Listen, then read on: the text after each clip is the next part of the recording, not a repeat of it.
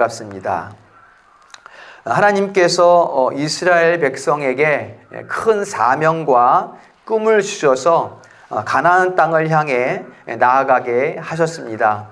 애굽에서 인도해 내신 분이 하나님이시기 때문에 하나님께서는 그 백성의 행로를 불기둥과 구름기둥으로 안보하시고 또 그들이 나아가는 그 바다 홍해를 가르시고 또 만나와 메추라기를 내려주시고 또 반석에서 생수가 나게 하시고 이 수많은 이적과 기적을 통하여서 그 백성과 동행하셨다라는 것을 성경이 우리에게 자세하게 말씀해주고 있습니다.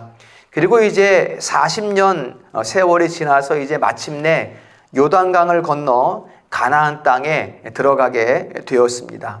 그리고 길갈이라는 그 가나안 큰 땅으로 들어가는 길목에 있는 길갈이라는 곳에 그 평지에 모여서 이제 전쟁을 준비하게 됩니다. 첫 번째 성 여리고 성을 정복하기 위한 전쟁을 길갈에서 준비하게 됩니다. 여리고는 아주 큰 성이고 천연 요새와 같은 아주 견고한 성입니다. 그렇지만 이스라엘 백성들은 병법에 익숙하지가 않아요. 그리고 아주 좋은 병기를 가지고 있지도 않습니다. 이스라엘 백성들이 가장 잘하는 것은, 잘할 수 있는 것은 전쟁이 아니라 여호와의 이름을 의지하는 것이고 여호와의 법궤를 잘 보존하고 소중하게 간직하는 이 일을 이스라엘 백성들이 잘할 수 있지 전쟁을 잘하는 백성은 아니었다라는 것입니다. 그렇다면 병법도 모르고 싸우는 방법도 모르고 병기도 갖추지 않은 이스라엘이 어떻게 그 견고한 여리고성을 무너뜨릴 수 있었을까? 이제 그 내용이 여호수아 4장에서부터 6장까지 이어지는 말씀이고요. 그 핵심이 저는 오늘 10절에 있다고 생각해 봅니다. 10절 말씀이 바로 그 여리고성을 정복하고 가나안 땅을 정복하는 아주 핵심적인 내용이다라는 것이죠. 자, 10절을 다 같이 읽어보겠습니다. 시작. 여호수아가 백성에게 명령하여 이르되 너희는 외치지 말며 너희 임성을 들리게 하지 말며 너희 입에서 아무 말도 내지 말라. 그리하다가 내가 너희에게 명령하여 외치라 하는 그날에 외칠지니라 하고. 아멘. 하나님께서는 우리가 오늘 본문 읽었지만 여리고성을 6일 동안 한 바퀴씩 돌라고 말씀하셨어요. 그리고 마지막 7일째는 7바퀴를 도는데 이제 마지막 바퀴를 돌고 크게 함성을 지르면 그 함성과 함께 여리고성이 무너질 것이다. 이렇게 말씀해 주셨어요. 그런데 그 성을 도는 백성의 마음, 자세, 성을 도는 백성의 마음 자세가 오늘 10절이에요. 외치지 말고 음성 들리게 하지 말고 아무 말도 내지 말라. 이게 이제 같은 말이 반복되고 있는 것이죠. 그렇죠? 이렇게 성경에서 3번이 반복되는 것은 그 완벽함을 말하는 거예요. 완전하게 너희들 입 밖에 아무 말도 내지 말라. 잠잠하라. 조용하라. 이것을 지금 명령하고 있는 것입니다. 지금 전쟁을 수행해야 되는데 성을 그냥 빙 돌라는 것도 이해하기 어려운 말씀일 뿐더러 또한 아무 말도 하지 말라는 것. 병기를 닫고 칼을 갈고 준비를 하고 뭐 돌멩이를 던지든지 준비를 할 수 있도록 서로 말을 하면서 준비를 해야 되는데 아무 말도 하지 말고 그냥 성만 돌아라. 참 이건 전쟁을 준비하는 백성들에게는 이해하기 어려운 그런 말씀인 것이죠. 여기에다가 하나님께서 전쟁을 준비시키는 명령을 보면 더욱 우리는 이해할 수 없는 지경에 빠지게 됩니다. 자, 여러분 한 장 앞으로 가서 5장 보세요. 5장. 여호수아 5장. 여호수아 5장을 보면 이제 이스라엘 백성들이 요단을 건너왔다, 가나안 땅에 들어왔다라는 소식을 들은 그 가나안 백성들이 벌벌 떨고 있어요. 지금 5장에 보면. 그런데 이 정도 되면 이제 그냥 백성들을 확 몰고 가서 가나안 땅 싹 점령하고 여리고성 무너뜨리고 이렇게 지금 해야 되겠는데, 하나님께서 무엇을 말씀하시는가 하면 5장 2절에 보면 이스라엘 백성에게 할례를 명령하십니다. 할례는 살을, 표피를 베어내는 거잖아요. 이 상처가 아물 때까지 꼼짝 못 하거든요. 할례를 명령하셔요. 지금 적진에 들어가서 때려 부셔야 되는데 할례를 명령하셔요. 이건 도무지 전쟁을 준비하는 그런 모습이 아닌 거죠. 자, 그 다음에 5장 10절 보면 또 무엇을 명령하시는가 하면 유월절을 지키라, 이렇게 명령을 하십니다. 그리고 유월절 이튿날부터는 만나와 메추라기가 그칩니다. 전쟁을 준비하려면 좀 불량미를 비축해 놓고 좀 쌓아 놓고 고기도 먹고 맛있는 것도 많이 먹고 힘을 좀 길러야 되잖아요. 그런데 무교병을 먹으래. 6월절은 무교병을 먹는 기간이잖아요. 고기를 먹는 것이 아니라 바짝 구운 납작한 그 무교병을 지금 먹으라고 말씀하는 거예요. 전쟁하겠냐 말이야, 이래가지고. 그 다음에 세 번째로 보면 그들이 여리고에 가까이 갔을 때에 5장 13절 보면 여호수아 앞에 군대 장관이 나타납니다. 여호와의 군대 장관이 나타납니다. 뭐라고 하는가 하면 네 발에서 신발 벗어라, 이렇게 말을 합니다. 할례를 거행해서 걸음도 제대로 걸을 수 없는데 먹을 것도 안 주고 신발도 벗고 어떻게 싸우란 얘기입니까? 이거 지금? 이건 누가 봐도 전쟁할 수 있는 상태가 아니고 싸운다면 질 수밖에 없는 그런 전쟁인 것이죠. 여러분, 그러나 여호와께서 이렇게 명령하셨어요. 무슨 말씀일까요, 여러분? 지금 할례를 거행하고, 여러분, 할례는 지금 이제 광야에서 40년간 돌면서 할례를 한 번도 행하지 못했어요. 지금 할례를 거행하는 것은, 할례가 뭐죠, 여러분? 하나님의 가문에 들어가는 표가 되는 거예요. 하나님의 집안 사람의 표예요. 그 표를 확실히 하고, 그리고 여호와의 유월절을 지키고, 그 다음에 거룩한 땅에서 신발을 벗고, 이게 지금 여호와께서 전쟁을 행하시는 방식이라는 거예요, 여러분. 이스라엘은 광야 기간 동안 몇 차례 싸움이 있었는데 이 싸움에서도 이 명령을 수행할 때 승리할 수 있었다는 것입니다. 그것을 계속 보여주셨고, 이제 또 너희는 이렇게 행하라. 할례 거행하고, 그 다음에 유월절 지키고, 그 다음에 신발을 벗어라. 하나님의 백성, 영적 이스라엘의 전쟁의 방식이 바로 이거라는 거예요. 여러분, 우리 성도들이 이 영적 전쟁의 방식을 잊어버리면 안 돼요. 힘으로 맞서 싸우는 게 아니라는 거예요, 여러분. 저쪽에서 칼을 들고 온다고 내가 칼을 휘두르는 게 아니라는 거예요. 우리 성도들의 전쟁은, 영적 전쟁은 그런 것이 아니라는 것입니다. 우리의 전쟁은 육체에 있지 않다는 것을 말씀해주고 있습니다. 막 힘을 기르고 근육을 길러서 기름진 것을 많이 먹어서 튼튼한 군화를 신고 싸우는 것이 아니라, 우리의 전쟁은 어디에 있어요? 바로 잠잠해라. 잠잠함에 있다는 거예요. 잠잠함에. 할례를 거행하라는 것은 자기를 부인하라는 거예요. 내 힘으로 무엇을 하려는 것, 하지 말라는 것을 지금 말씀하고 있는 거예요. 그 다음에 유월절을 지켜서 무교병을 먹으라는 것은 지금 너희가 육체의 양식을 먹을 때가 아니라 전쟁을 앞두고 있다면 영의 양식을 먹어라. 하나님의 말씀에 집중해라.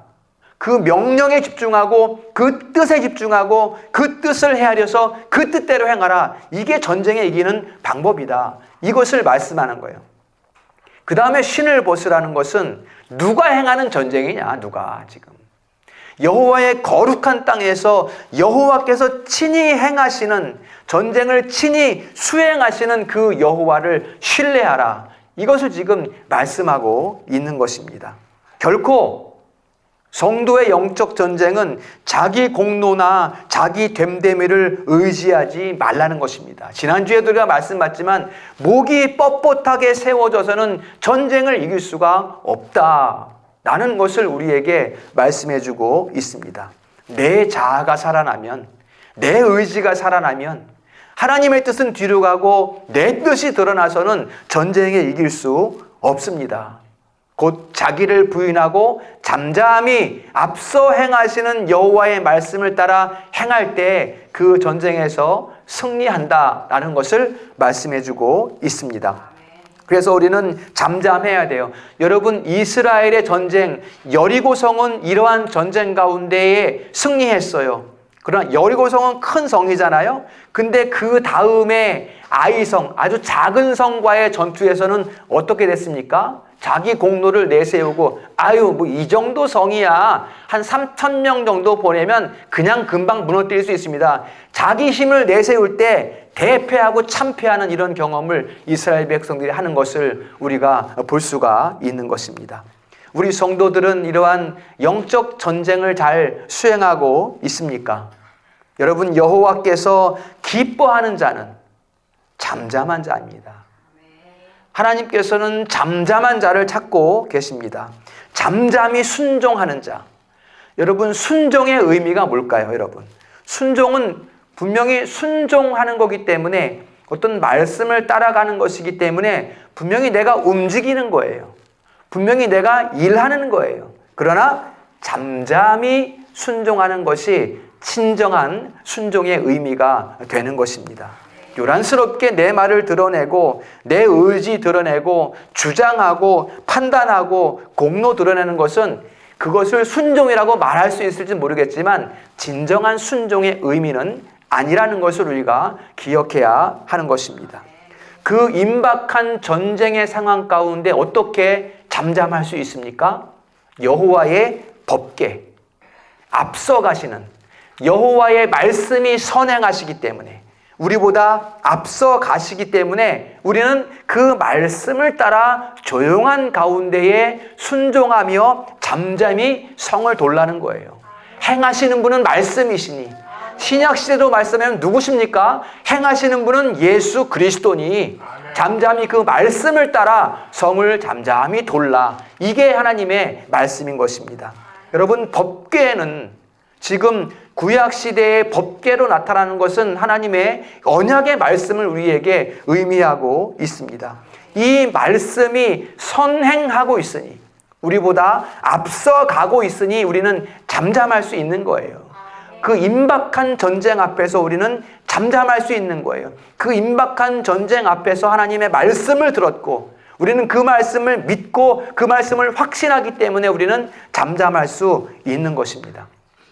하나님의 말씀을 신뢰하지 않으면 이유가 많아져요.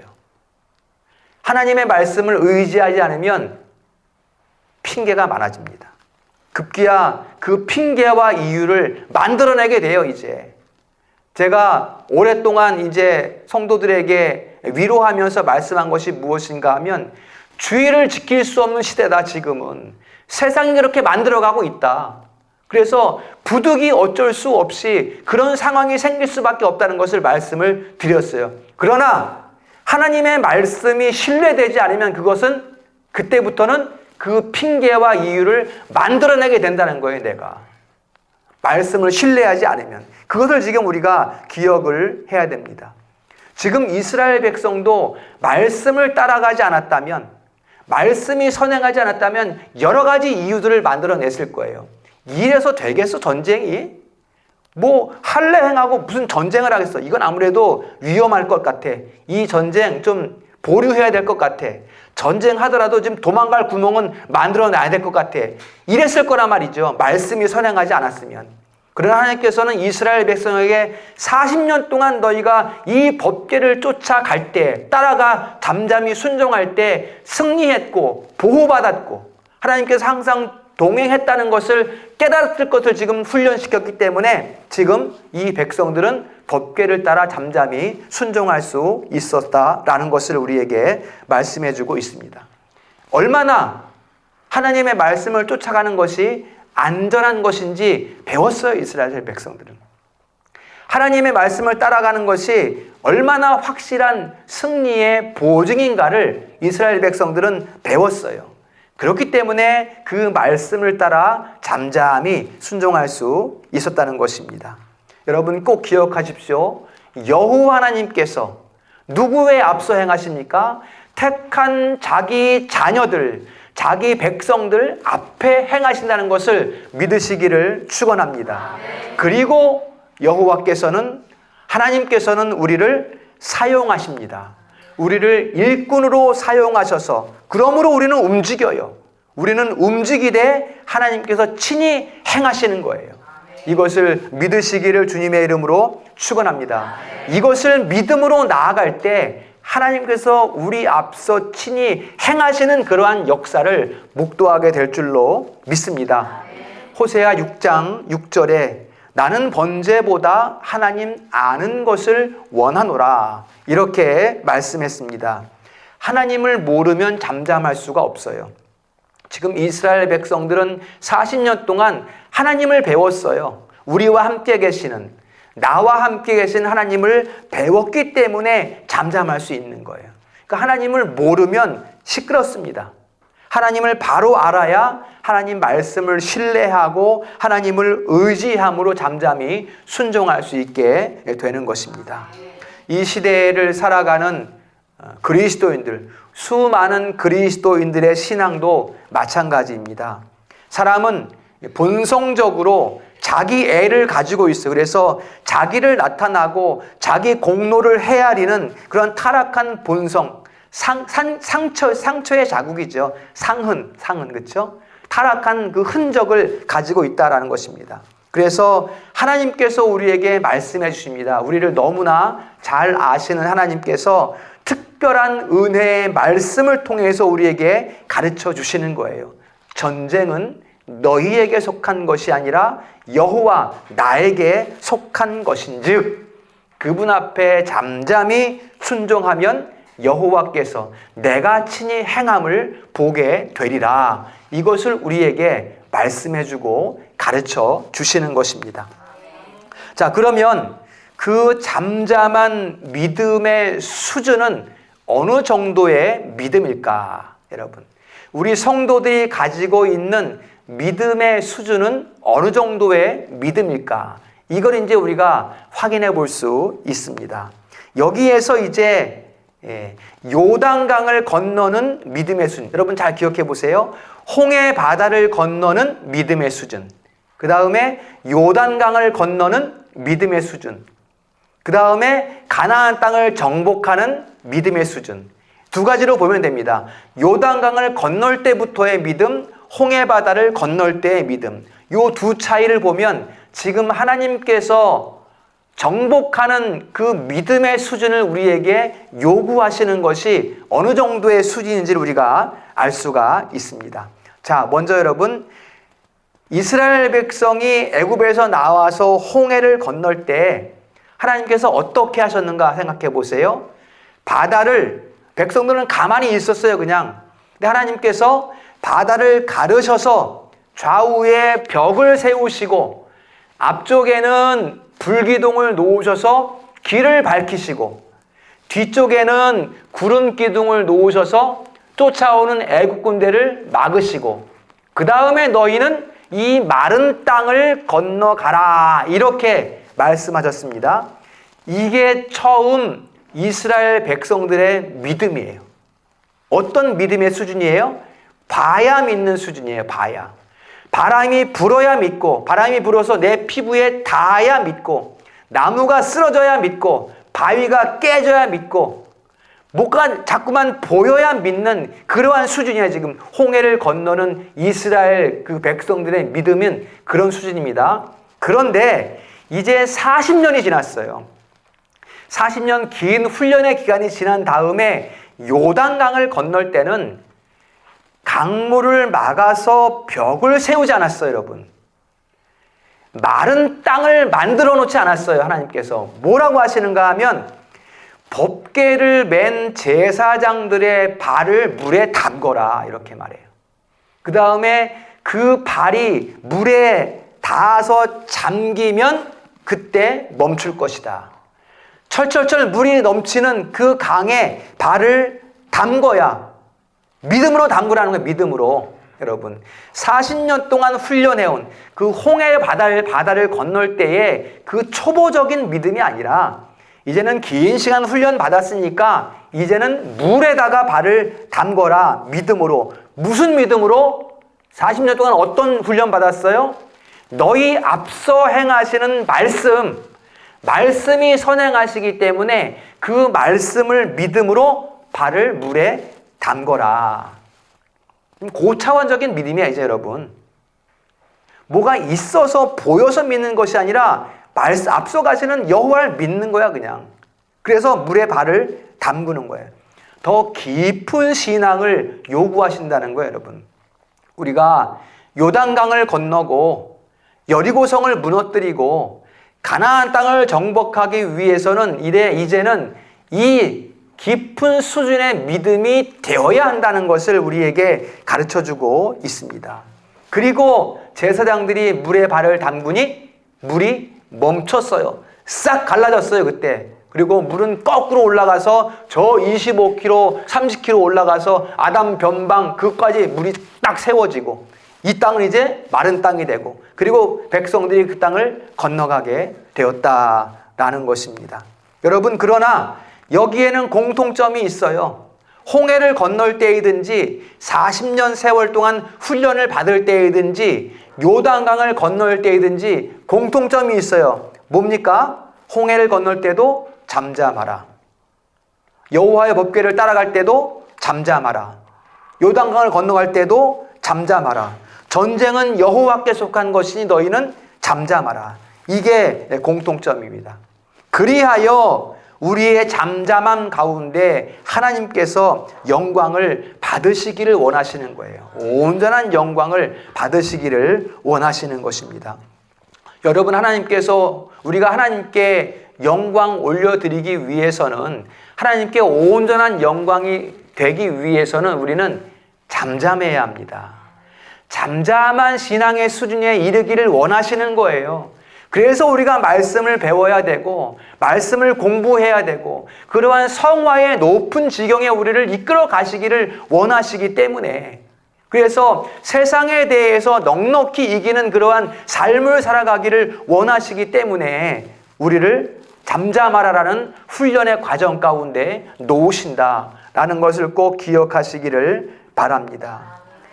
우리는 잠잠히 드러나지 않고 예수 그리스도의 은혜만이 드러나야 합니다. 그 가운데에 하나님께서 우리를 거룩한 일꾼으로 사용하게 되시는 것입니다. 잠잠한 순종의 일꾼으로 사용하시는 거예요. 하나님께서는 이러한 하나님의 일꾼들을 찾으시는 거예요. 이 시대에는 홍해를 건너는 그 수준의 일꾼들을 찾으시는 게 아니라 지금은 그러한 초보적인 신앙의 단계는 넘어갔거든요. 이제는 요단강을 건너야 되고 여리고성을 무너뜨려야 되고 이제는 가나안 땅을 정복해야 하는 그 수준의 믿음에 우리가 이르렀기 때문에 하나님께서는 그러한 믿음의 수준으로 우리를 양육하시고 40년 동안 이스라엘 백성들을 훈련시키셨듯이 우리를 훈련시키시고 이제는 그 잠잠한 가운데 순종함을 통하여 여호와의 친히 행하시는 역사를 바라보게 하시는 것입니다. 이러한 하나님께서 찾으시는 그러한 일꾼이 바로 우리 성도들이 될 수 있기를 주님의 이름으로 축원합니다. 말씀을 정리합니다. 여호와 하나님께서는 이 시대에 잠잠한 일꾼들을 찾으십니다. 여러분, 이스라엘 초대 왕 사울은 우왕좌왕하면서 블레셋이 쳐들어오니까 백성들이 흩어지니까 부득이 내가 제사 드렸습니다. 이렇게 말해요. 부득이. 어쩔 수 없이 했습니다. 이렇게 사울이 말합니다. 그러나 이러한 사울의 행위는 지극히 하나님을 모르는 미련한 행위였다는 것입니다. 하나님의 뜻을 헤아리지 못하는 미련한 행위였다는 것입니다. 이 시대에 많은 사람들이 이 부득이함을 내세우고 있습니다. 부득이함 때문에 사람 따라가고 부득이함 때문에 이래이래 했고 부득이함 때문에 친구 따라갔고, 부득이함 때문에 자꾸만 이유를 만들고 핑계를 만들어서 부득이해서 어쩔 수 없습니다 라고 이 시대의 많은 그리스도인들이 그렇게 말을 하고 있습니다. 그러나 그 부득이함은 하나님의 뜻을 헤아리지 않고 선행하시는 하나님의 말씀을 의지하지 않고 신뢰하지 않기 때문에 자기로부터 나오는 인간적인 욕심이라는 것을 우리가 기억을 해야 합니다. 하나님을 신뢰할 때, 앞서가시는 선행하시는 그 말씀을 신뢰하고 의지할 때 우리는 잠잠히 하나님의 때를 기다릴 수 있게 될 줄로 믿습니다. 하나님은 하나님의 뜻대로 행하시기를 원하십니다. 우리가 하나님의 뜻을 헤아려서 하나님의 뜻대로 행하시기를 원합니다. 순종이 제사보다 낫다고 말씀했어요. 바로 순종하는 사람은 잠잠히 여호와의 말씀을 듣는 사람이에요. 그 말씀을 듣고 배워서 말씀이 그냥 지나쳐 가듯이 그냥 듣고 버리는 것이 아니라 심중에 깊이 새기는 성도가 바로 잠잠하게 순종하는 그러한 성도의 모습인 것입니다. 다시 한번 말씀드리지만 하나님께서는 이 시대에 그 정도의 수준 높은 그러한 신앙의 일꾼들을 찾고 계십니다. 내가 움직이되 하나님을 따라 잠잠히 움직이며 순종하는 그러한 일꾼, 우리 성도들이 그러한 일꾼 될 수 있기를 주님의 이름으로 축원합니다. 거룩하고 자비로우신 하나님,